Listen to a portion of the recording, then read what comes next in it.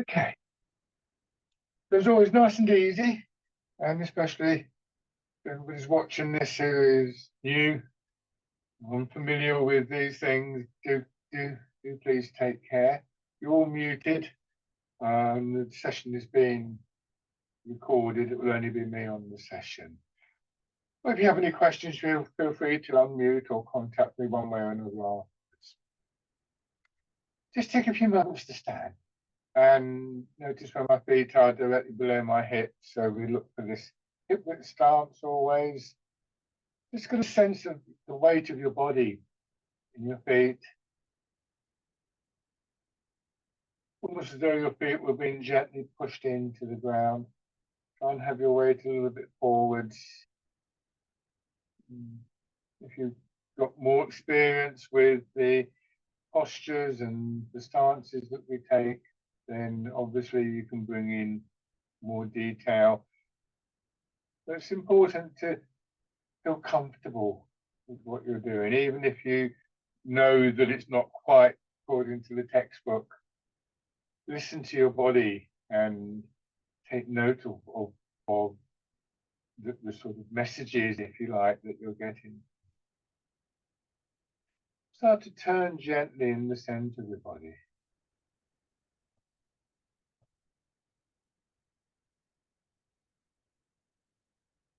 It's nice and easy, so turning in your hips and waist, letting that movement with your ribs, your shoulders, your arms for you. Arms hanging from the shoulders, feeling quite heavy.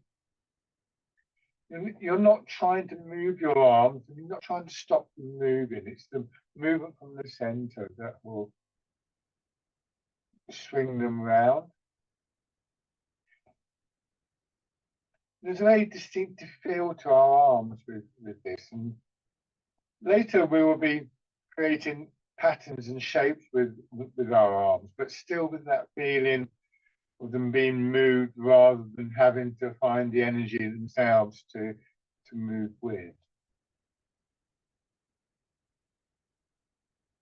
Once again, just be aware of the weight of your body in your feet and how your legs are supporting you. We take the hip width stance to enhance that. If my feet were closer together, I could still do this, but it's going to be a lot harder. So hip width is a good sort of starting point for getting a sense for how we actually are already supported.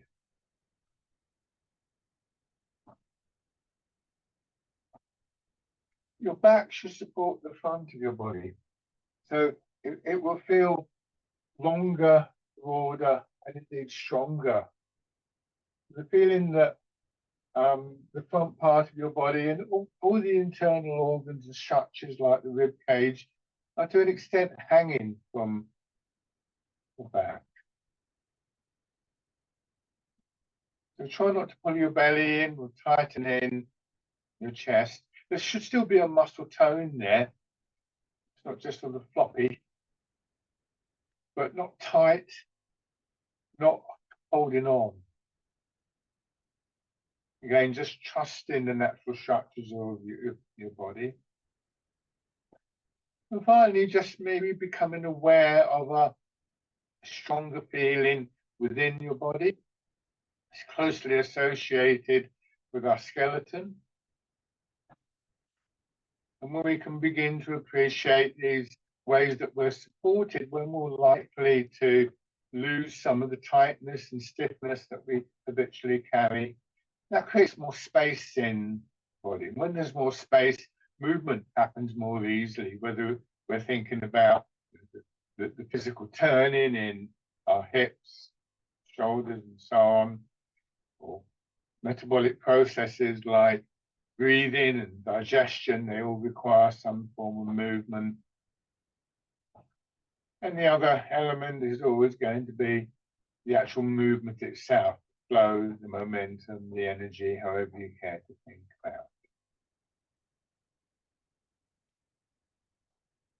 And in the process of just reviewing all of this, we begin to bring our attention into our body, find that there's a quietening of our thoughts. We're less occupied with what else is going on. We're not pretending it's not there, but we're just not focusing on it at the moment.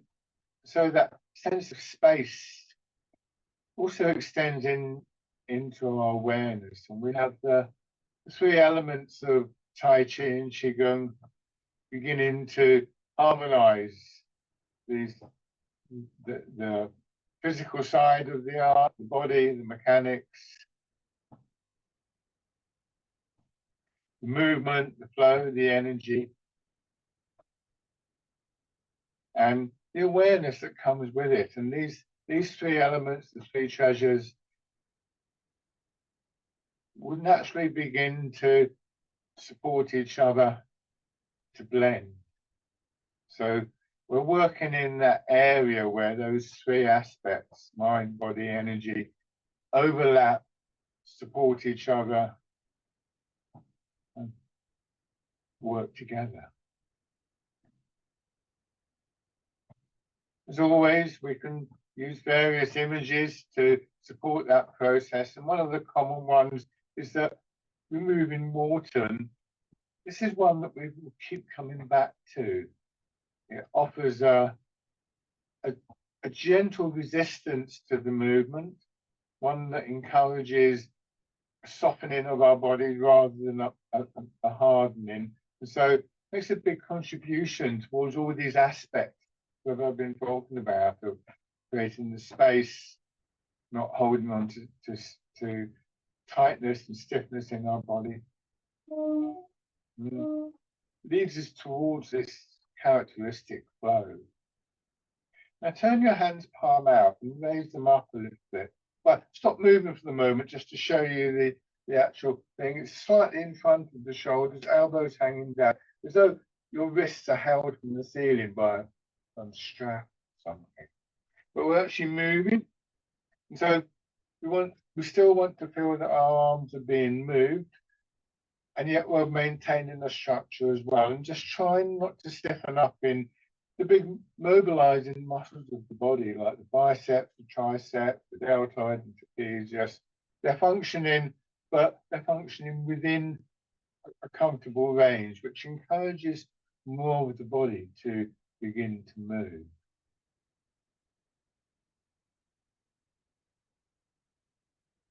These initial exercises are very gently aerobic, encouraging our hearts to beat a little bit faster, our circulation to pick up, our body to just warm up a little bit. So the blood and the oxygen and the energy can begin to get to the periphery of the body and wash through the internal organs. And then just let your hands drop down. Take a step forwards, keep the width of your step, push your weight forwards and backwards, and go back to turning in the center of your body, letting your arms just swing around.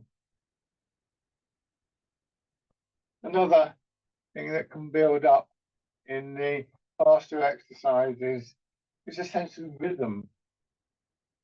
And that rhythm will begin to resonate through our bodies. And so we begin to get a sense of the whole of the body moving as one unit rather than sort of a leg down there and an arm up here or whatever. And this again relates to the flow of the movement.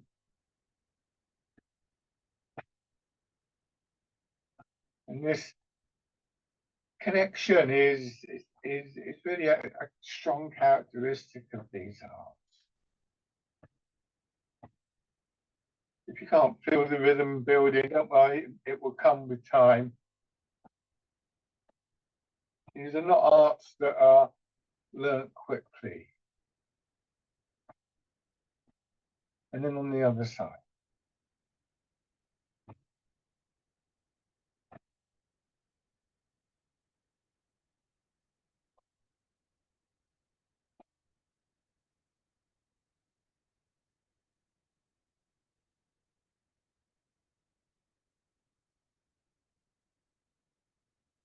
Give your legs a shake.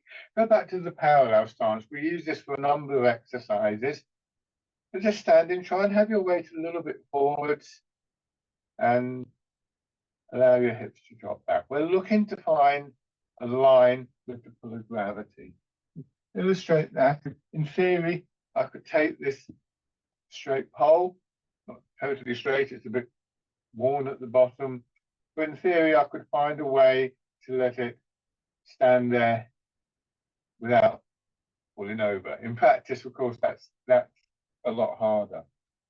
And what I might choose to do is to put something like guy ropes that you get on a tent to support it. And in the same way, we look to align ourselves with the pull of gravity, and the guy ropes will be things like the muscles and tendons and ligaments, so that we move away from the habit of straining against the pull of gravity.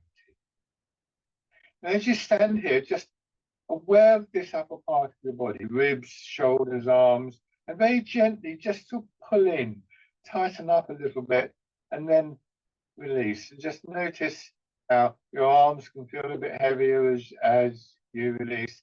And there's this sense of soft tissue of your body, almost liquid flowing inwards, aware of the ribs and the chest cavity as you do that.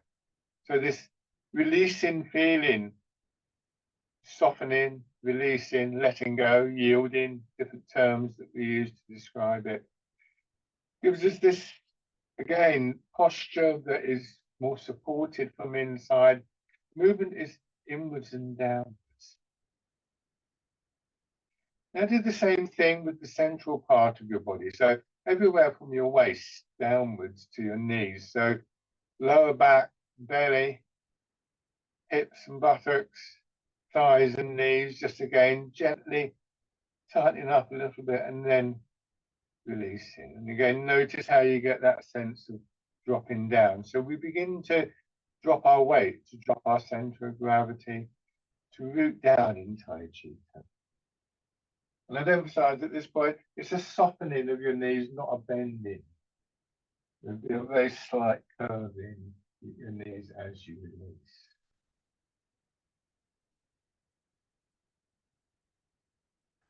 And this time, as you release, just let gravity pull your hips back a little bit more. Be careful, don't overdo this in your knees. And then pushing up. And once again, dropping back. So we sink down until we feel our legs pushing us back up. And now we have a movement in the body. When we yield to the pull of gravity, we get a downward movement, and that produces the upward movement. And this is one of the very key dynamics in Tai Chi.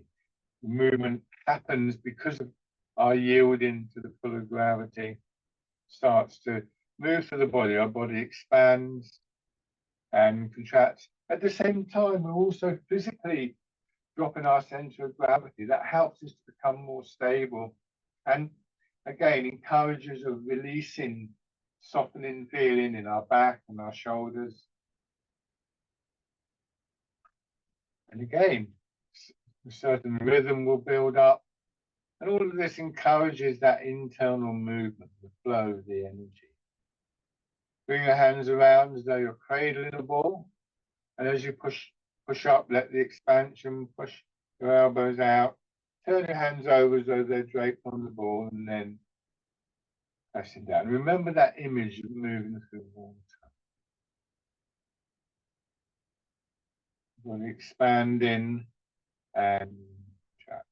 Again, trying not to stiffen up in the front of your body, just allowing your breathing to come in whichever way is comfortable for you.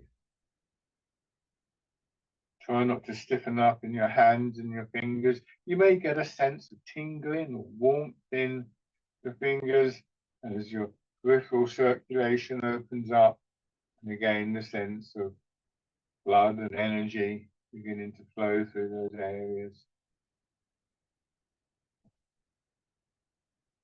This exercise is called rooting down, to acknowledge the significance of this feeling of our center of gravity dropping. It really is the part of the posture. The lower our center of gravity, the more stable we are, the less strain there is. And it's also in some ways we could say, the source of this expansive movement. When we cease to fight with the pull of gravity, lots of things in our posture change, and we begin to generate this internal flow.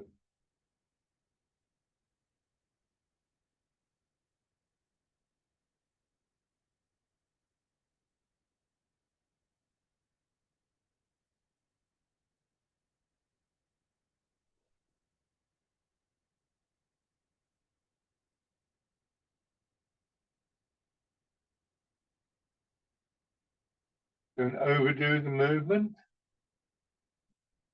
Always be aware that you may want to rest at some point.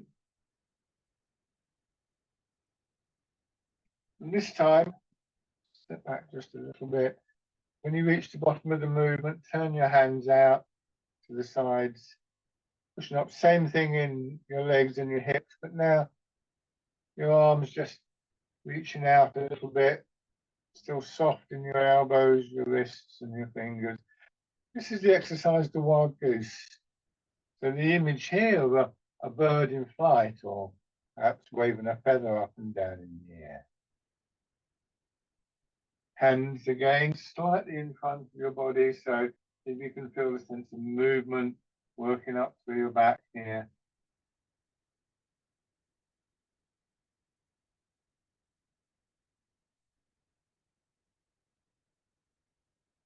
Stand in and contract.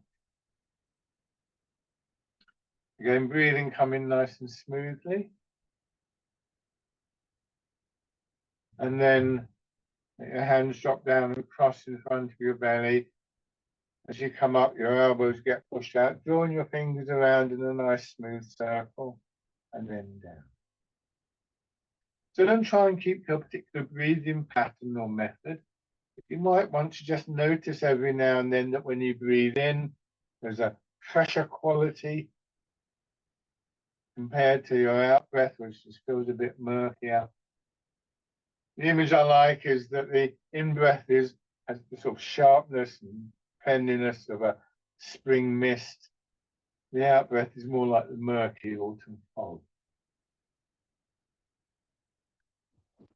There's two ways at the moment that we're sort of, if you like to think of it like this, drawing energy into the body. One is through that pressure in-breath, take more oxygen into our system. And the other is through this yielding to the pull of gravity, which produces the upward movement. Your body filling with a pressure energy,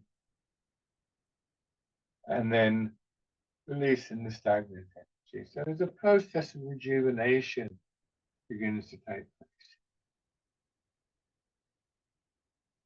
Just be aware of any areas that feel a bit stiff or a bit tight.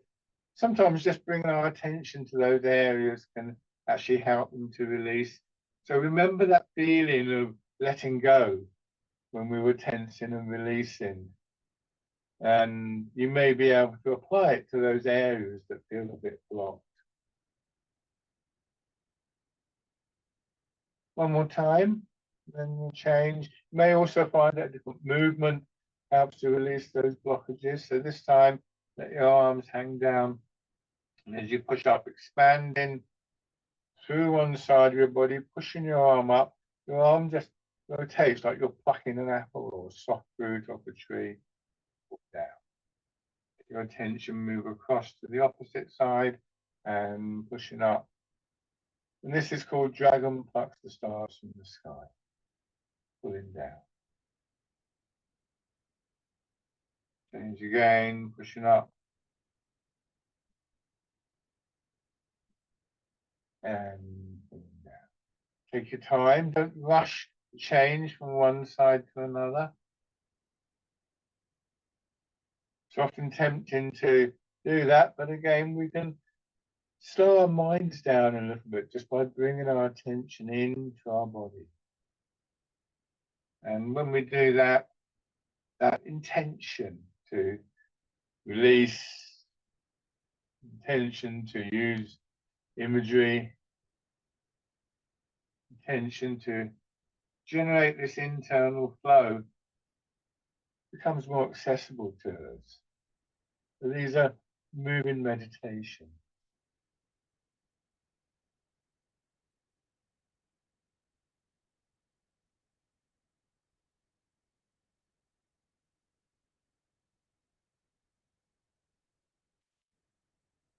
This dragon plucks the stars from the sky.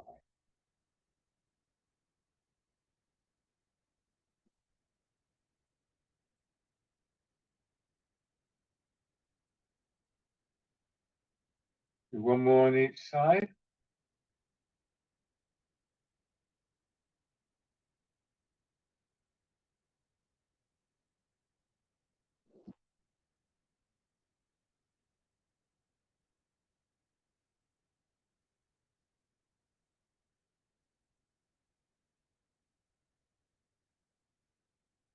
Hips just resting back. Remember that softening in hips and knees. So we're not going to go up and down, but you don't want to lock up in the knees and your hips, which will block the movement. Bring your hands to your sides, and then they come round a little bit in front of your body, pushing up again, this time just a little bit above your head and still in front of your body, and then down, back to that position beside your hips. And same thing again, but this time let your hands drop down, turn your hands so you push out sideways again, a little bit in front and back. Just alternating those two movements for a few rounds, feeling the effect again in your back, almost like somebody's very gently massaging your back.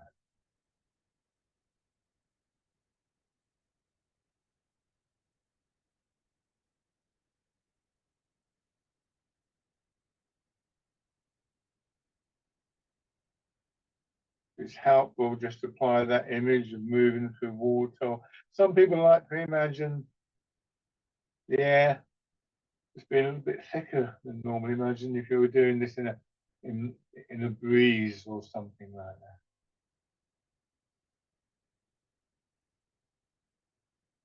This time, start with the push up.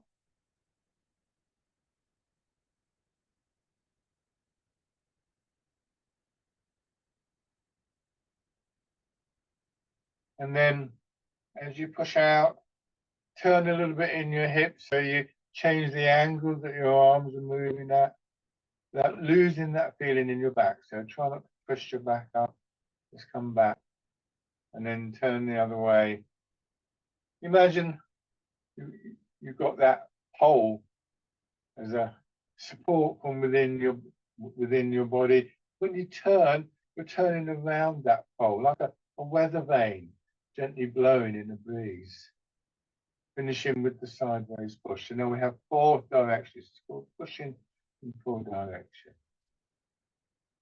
And it brings our attention to that central part of our body.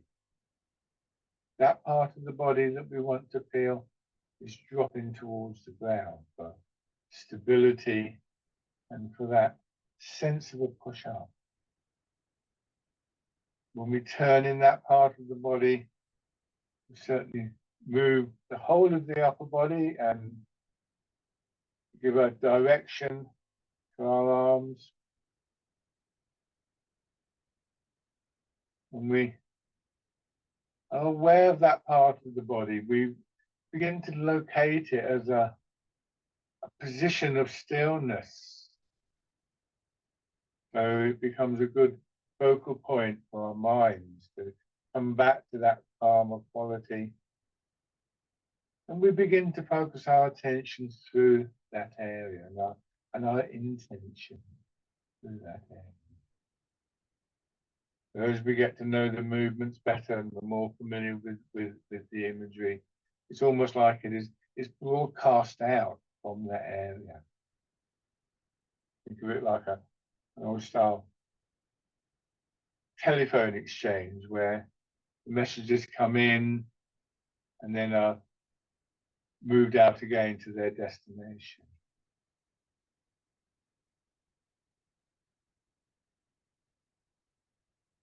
One more time.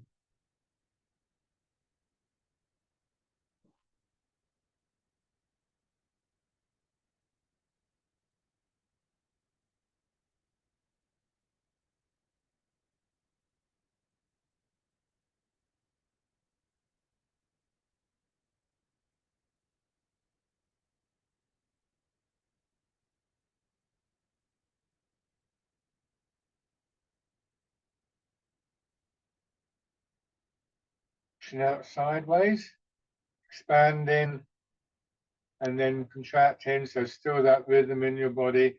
Let your arms hang down, and with the next feeling of expansion, and that push one arm out, this time swinging out and up till it comes just above your head, in line with your nose and straight down. So a kind of semicircle around the outline of your body.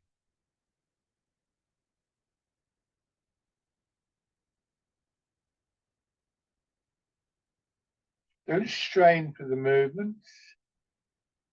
Don't constrict that sense of space for movement within the body.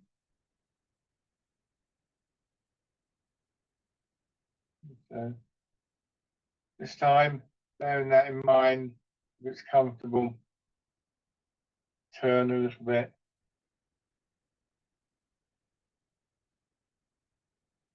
And back. But we're not trying to stretch here. There's nothing wrong with stretching, but in these arts, we talk about going to 80% before movement. You want to feel as though you could have moved a little bit further.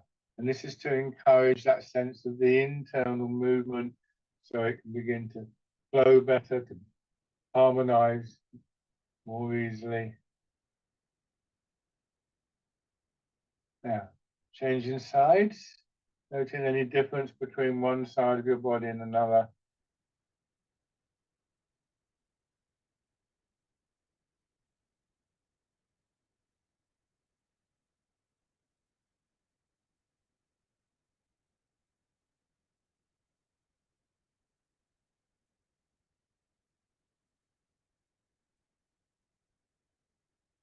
One more without turning. And then if it's comfortable, you can add the turn. If you're finding that you're straining in your back or your shoulders when you turn, just keep it without the turn for the moment. These exercises go very deep into the body. So sometimes our first experience can actually be that there is more tension, more stiffness there than we originally realized. Let's go nice and easy and gentle. Now, let your arms hang down. Go back to this movement in the hip, sinking down and pushing up.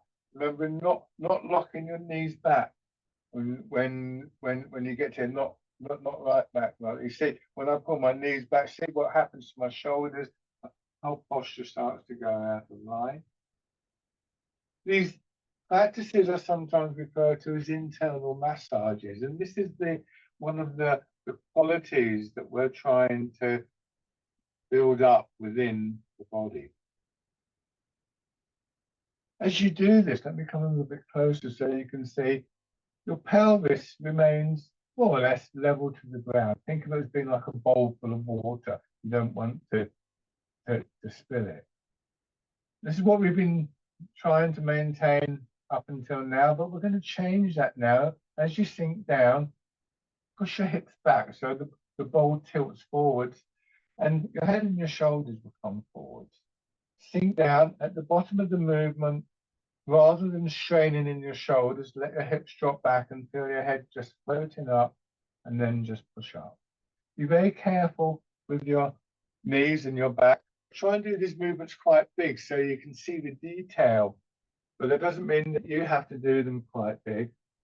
And it's not always the case that the bigger movements are the most valued in these arts. We learn to focus on the smaller movements that are the building blocks of the bigger movements, and which are the ones that we can more likely affect through our awareness and our intention. So, 1, sinking down, pushing your hips back. 2, letting your hips drop back, feeling your head come up. And 3, pushing up. And we're going to do a couple of movements using this action. Once again, though, before we bring our arms into the movement, just appreciate the significance of that center part of your body. It's said to be the part of the body that is like the hub of a wheel. When we move there, we affect the whole of the body, and that's true in both mechanical terms and in energetic terms. So this time, as you push up, let the movement push your arms up, and as you drop back and down, they get swung forward. This is called rowing a boat in the middle of the lake. There should be a very gentle feeling of extension through your spine, through your shoulders and arms, into your fingers. But remember, this is not a stretch, and be very aware of what's happening in your back and in your knees. And you're not straining. For me, a principal feature of this exercise, and indeed the whole art, is how we manage to come to an upright position with less strain and stiffness. And this exercise really does illustrate that, how when we allow gravity to pull our hips back,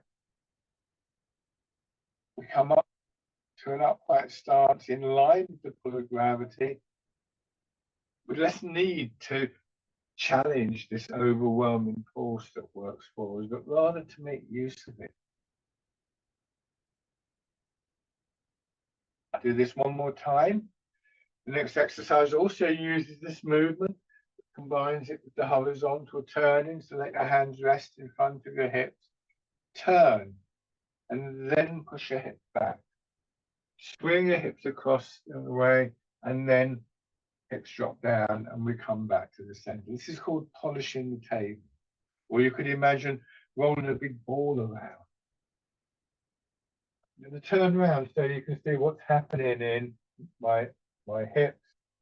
I turn, see how my hips go back, and then swing across the other side and back to the upright. Then I turn back the other way.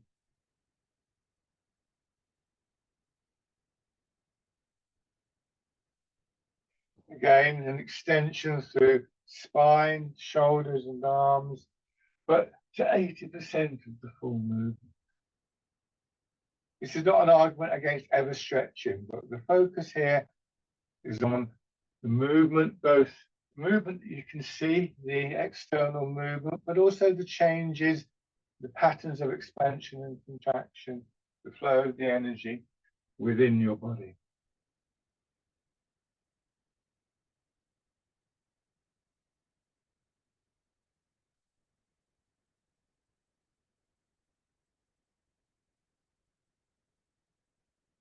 Polishing the table.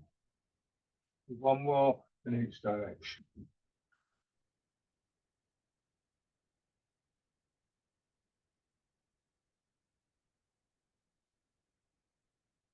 Good, and then drop your hands down. Give your legs a shake. All those exercises are done with the intention to keep our weight 50% in each leg. So the weight isn't really moving. But we can add another dimension to the movement, the energy within the body, when we begin to transfer our weight from one foot to another, as we did for a short while at the start of the class. We're going to do this in a parallel stance to begin with. You might want to have your feet a little bit wider, just to give you space to actually move.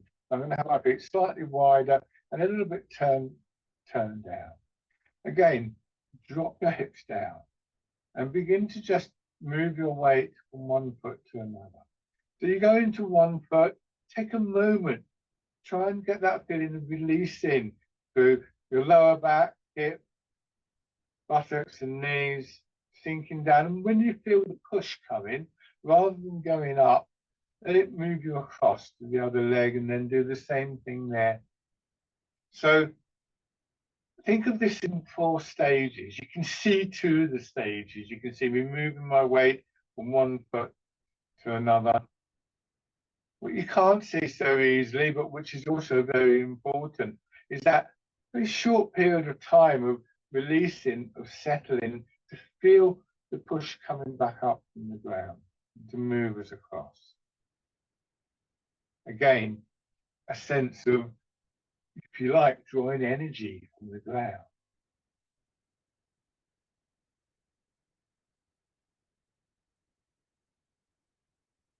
When you move across into your left foot, so mirror my movements, turn a little bit to the left.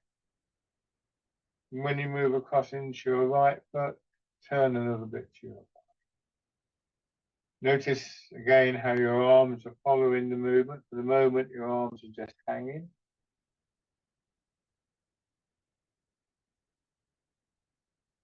And now bring them around so that they're in front of your body. Curve through your arms, again as though you're cradling a ball. And as you go across into your left, let that movement, your hip comes around, your shoulder comes around, and the combination of that and the flow of the movement pushes your hands forwards. And as you come back, draws it back. And then the same thing on the other side. Your arm just extending slightly, and this time swinging upwards.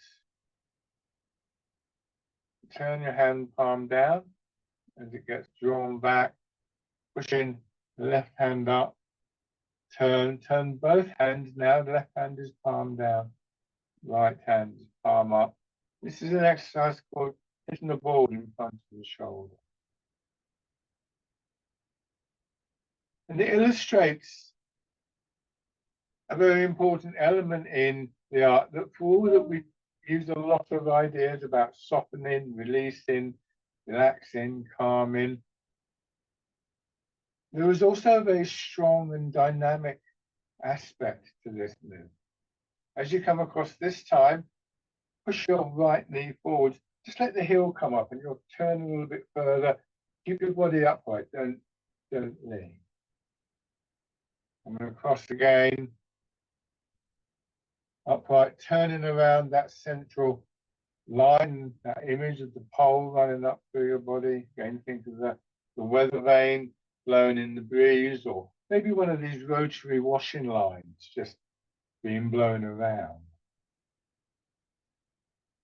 Use whatever images help you, but it's a very light movement in the upper part of the body that allows the sort of internal strength, the natural strength of your body that isn't so reliant on stiff muscles and so on. It allows it just to begin to move.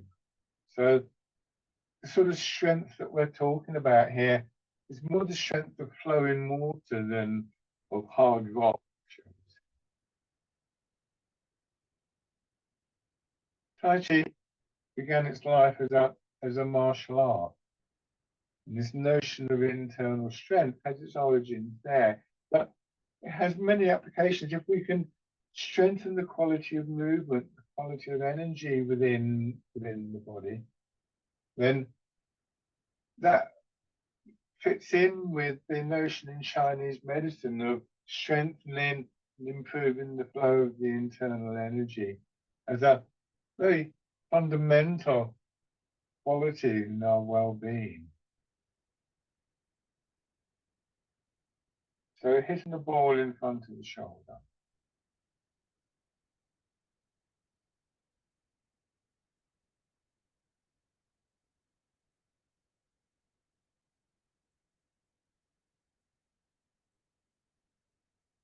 If you're more familiar with these exercises, trying to bring the various elements of movement,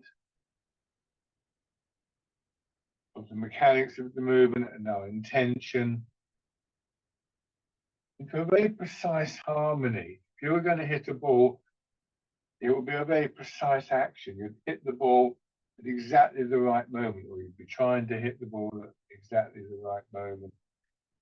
So all those different elements of mind, body, and energy are invited to just work together with a sense of precision and clarity.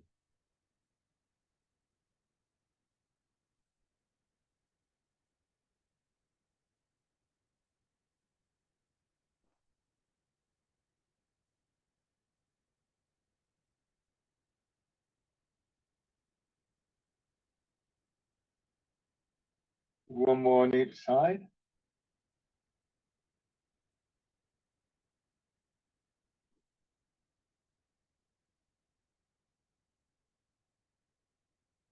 Good. And then come back to this.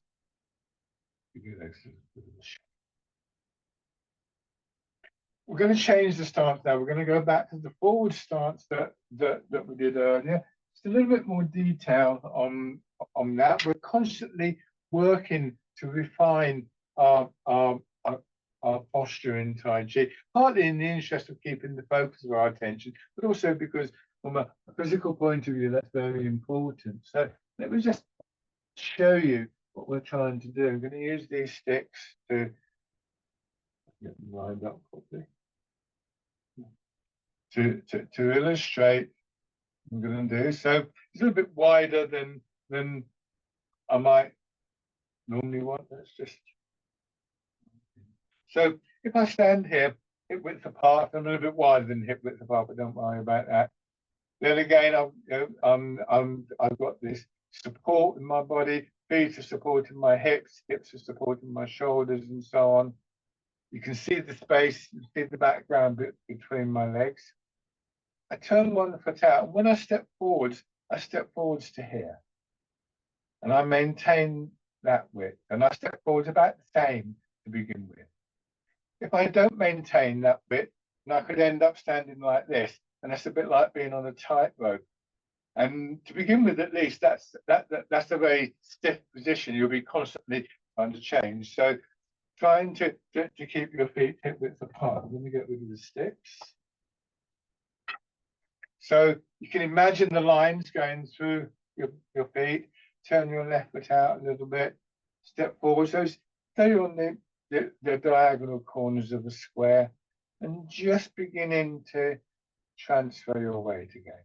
Once again, give yourself a moment to settle and release into each leg, and you'll start to feel the push coming. Imagine doing this on a trampoline or a bouncy castle. The act of sinking down produces a rising, expanding movement, an energy referred to as peng in Chinese. So by releasing rather than straining, we actually access a source of energy, source of movement. Once again, trying to keep your body upright. The pelvis remaining level. So as I move, you can see if this time we're inside my body, it remains upright. I don't want to lean forwards or backwards at this point. It's just shorter than normal step, and you're moving your weight to about 60% of the weight in the front leg when you go forwards, maybe up to 70 in the back leg at the moment. So we're learning to move whilst we maintain that line with the pull of gravity and everything that implies in terms of the spaciousness within the body, the awareness that we bring to the movement.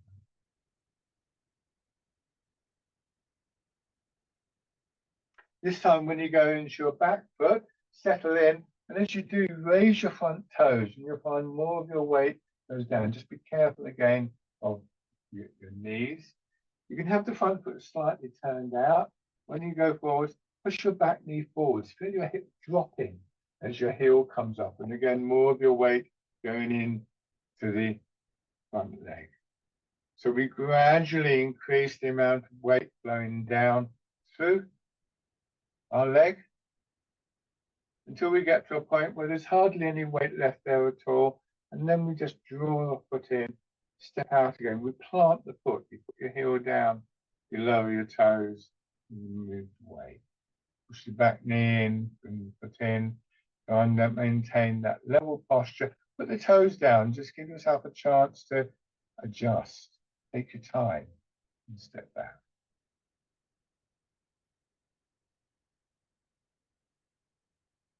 In line with the pull of gravity, allowing your center of gravity to drop means that you maintain stability. And so think of this as moving with a sense of stability, not having to balance.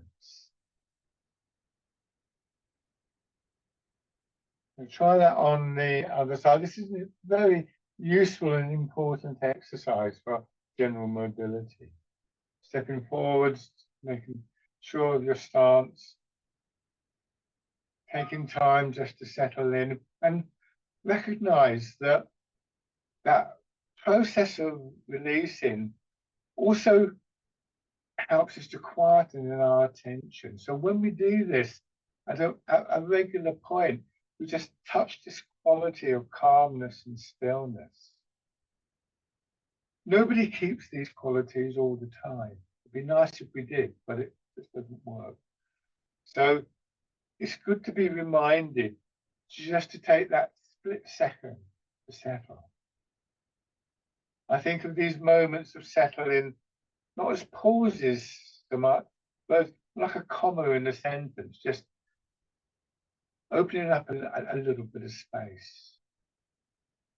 And once again, begin to push your back knee forwards, raising the heel. So the raising of your heel and ultimately your foot, again, is connected to the releasing, the dropping in your hips. It gives us that stronger sense. So again, by releasing, we get even more energy. Stepping in.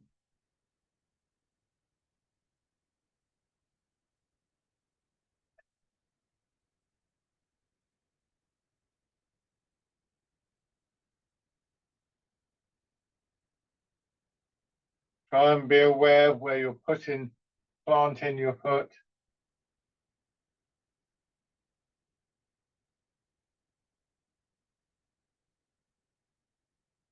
This time, either go forwards or backwards, depending on where the room is. This time I'm going to step forwards.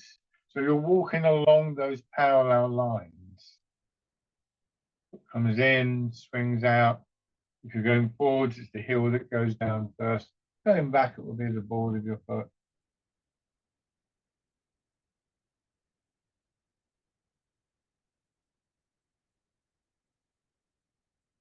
Just simple walking for its own sake. Change direction. We haven't done so already. From that position of stability, your leg contracts in and then expands out again. Try not to stiffen up in your hip.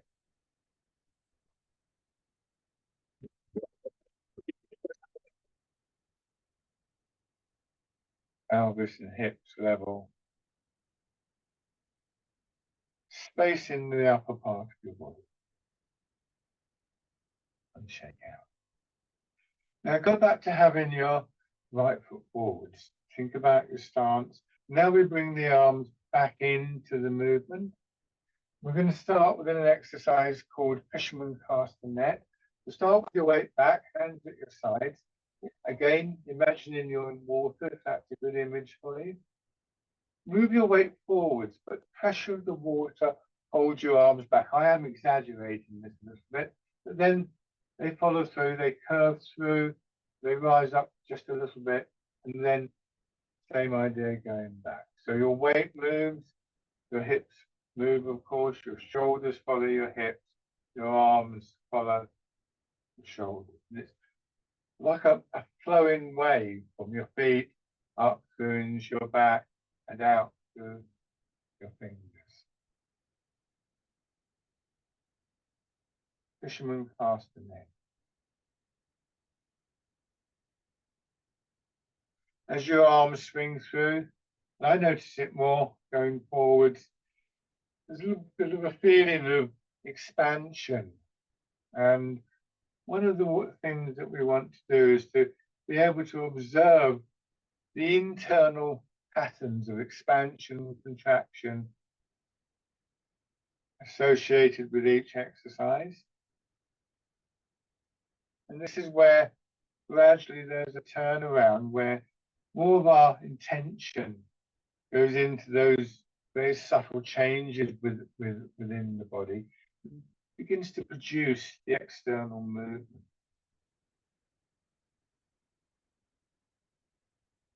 The external remains important. The fisherman cast a net. You're looking ahead, you're facing forward, you're moving forwards and backwards.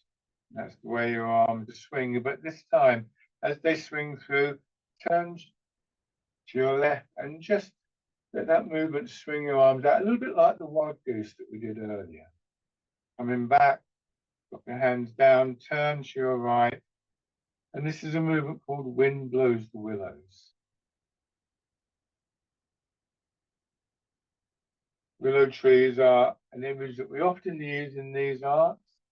They're deep root, they're strong, supple wood.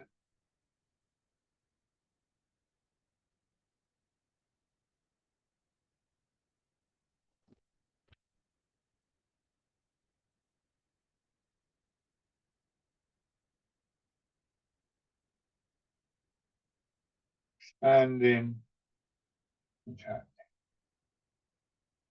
Expanding, contracting. Again, breathing coming nice and simply, not forcing a pattern on the body, although it will probably start to naturally follow that pattern of expansion and contraction.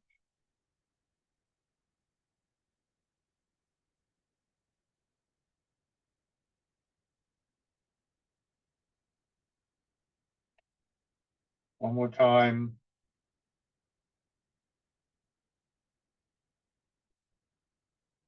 Give your legs a shake. Come back to the parallel stance and then turn your right foot out, step forward with the left foot. That angle with the back foot, by the way, you can play around with, but for the moment, front toes pointing forwards. And once again, wind blows the willows.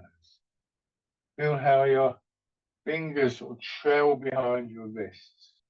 Try not to lead with your arms and your hands. Weight moves. Everything follows on from that like a wave flowing through your body.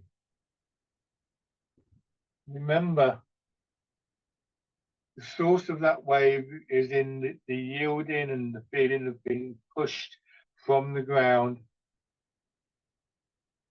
in which there is a sort of fresher quality of movement, of energy flowing through your body.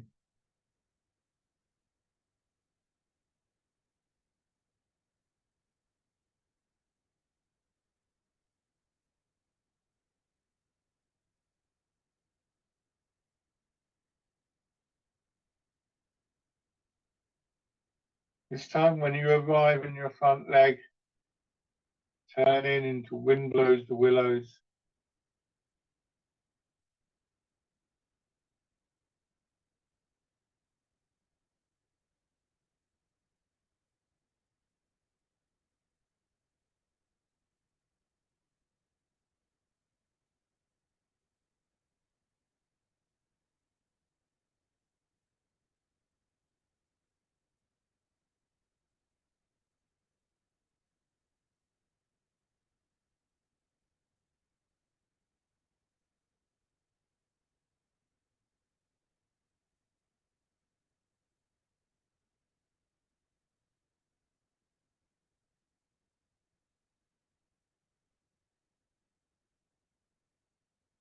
Now, going forwards, as you settle into the front leg again, push your back knee in, bring your foot in as you turn, and then step through. Again, you can go backwards if that's where the space is.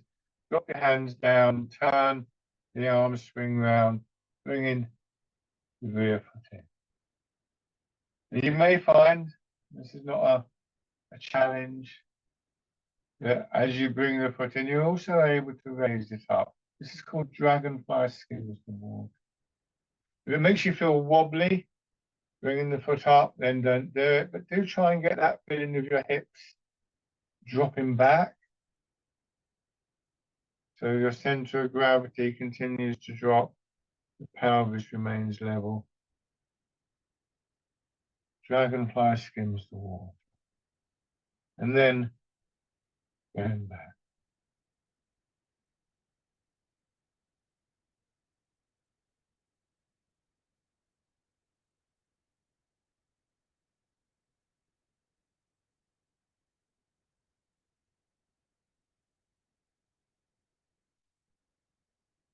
So this exercise is normally done forwards and backwards, but you could bring your foot parallel,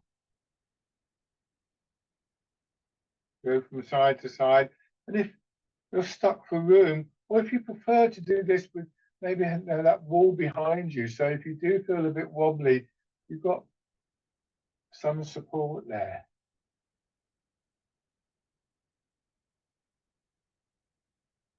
One more time, the sideways version of the dragonfly. And bring your feet back. Shake out. Lovely.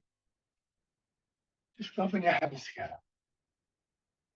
And with the pads of your fingers, gently tapping over your face.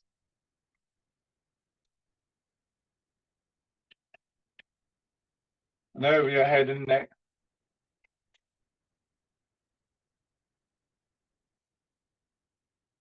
Down to one shoulder and your arm. And then the other side. Round to your back, just lightly on your lower part of your back. Round your hips. From your hips. Down the outside of your legs. Up the inside. Light again on your belly. And on the upper part. Shake. The last exercise emphasizes this process of returning. Nobody ever stays calm and rooted and aligned the whole time, as far as I can see. But we do have the capacity to come back. It's called Embrace Tiger, Return to the Mountain. And many of these qualities of stillness, of spaciousness, of strength, calmness, I think we can associate, or I associate with that image of the mountain. So you can think of the tiger just representing everything that happens in our lives without judgment. It can throw us off center very easily. So we learn to return. So let your weight sink down. It's in 4 stages. Push up, let your arms expand. Bring your hands around as though you're going to hold a ball against your chest.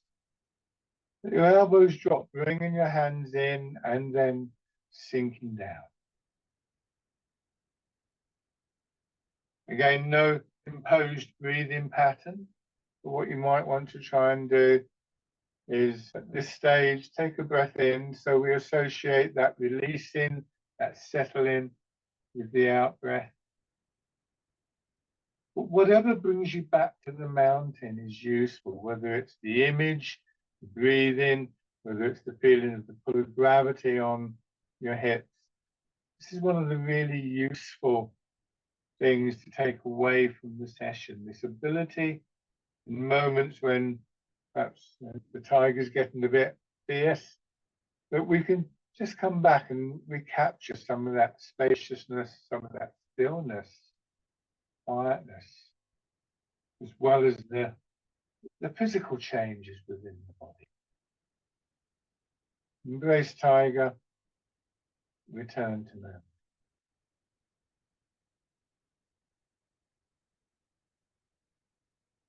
One more round.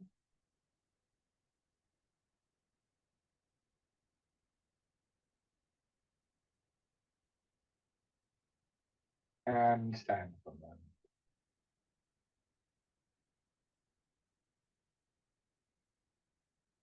Give your legs a little shake.